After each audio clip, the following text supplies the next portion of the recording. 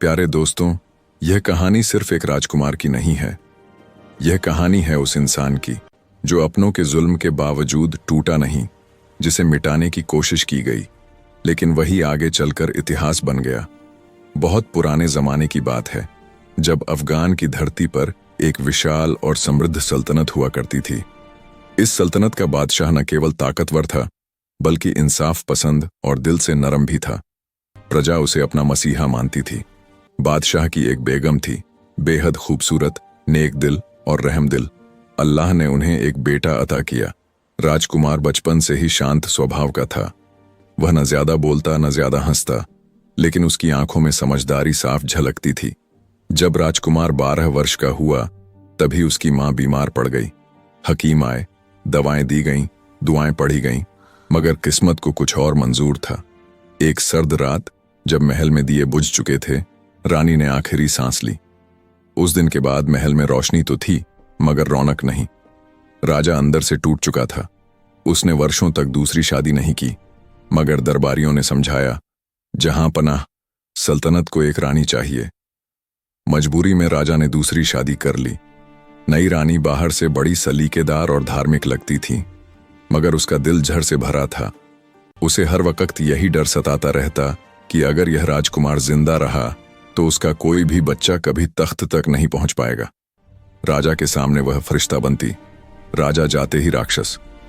राजकुमार को भूखा रखना, उससे नीच काम करवाना, नींद में डराना और छोटी छोटी बातों पर अपमान। राजकुमार सब सहता रहा, कभी शिकायत नहीं की, क्योंकि वह अपने पिता को और दुखी नहीं देखना चाहता था। एक रात, जब जुल्म हद से बढ़ गया, राजकुमार फूट फूट कर रोया और उसी हालत में सो गया। उसी रात उसे सपना आया। उसकी मां सफेद कपड़ों में नूर से घिरी हुई खड़ी थी। मां ने कहा, बेटा डरना मत, सब्र रख, कल दरबार में एक घोड़े वाला आएगा। सब घोड़ों को छोड़कर सबसे कमजोर दिखने वाले सफेद बच्चे को लेना। राजकुमार हड़बड़ाकर उठा। अगले दिन वैसा ही हुआ। एक सौदागर बेहतरीन घोड़े लाया। राजा ने कहा, अपने बेटे को भी चुनने दो। राजकुमार ने सबको नजरअंदाज किया और उस सफेद दुबले घोड़े के बच्चे की ओर बढ़ा। सब हंस पड़े, मगर राजा ने बेटे की जिद मान ली। रात में वही घोड़ा इंसानों की तरह बोला। उसने अपना नाम बताया, परिजात।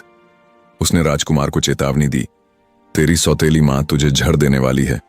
और सच में अगले कई दिनों तक जहर की कोशिशें हुईं, कभी दूध में, कभी शरबत में, कभी खाने में।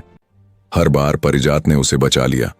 जब जहर से काम नहीं बना तो रानी ने बीमारी का नाटक रचाया। वैद्य से कहलवाया, घोड़े के बच्चे का दिल ही इलाज है। राजा टूट गया। राजकुमार सब समझ गया, फिर भी पिता के लिए तैयार हो गया। उसने बस एक आखिरी इच्छा मांगी, मुझे घोड़े पर 3 चक्कर लगाने दीजिए। तीसरे चक्कर में परिजात पंखों सहित आकाश में उड़ गया। दूसरे राज्य में उतरकर राजकुमार ने अपनी पहचान छुपा ली। उसने एक ठठेरे के यहां नौकरी कर ली। चेहरा कालिख से ढका रहता। उसी महल में एक राजकुमारी रहती थी, सायरा।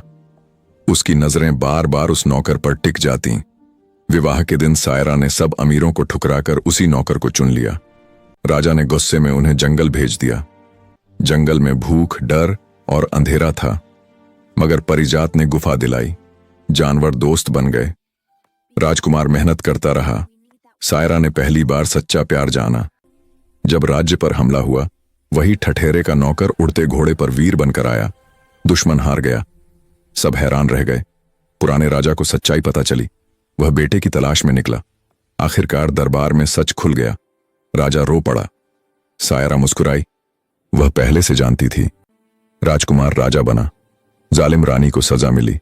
परिजात आसमान में गुम हो गया और कहानी कह गई, जो सब्र करता है वही आखिर जीतता है।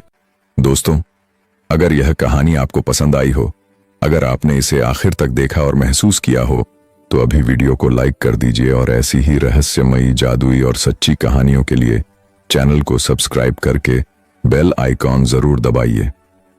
कमेंट बॉक्स में लिखकर बताइए, क्या सब्र हमेशा जीतता है? आपकी राय हमारे लिए बहुत मायने रखती है।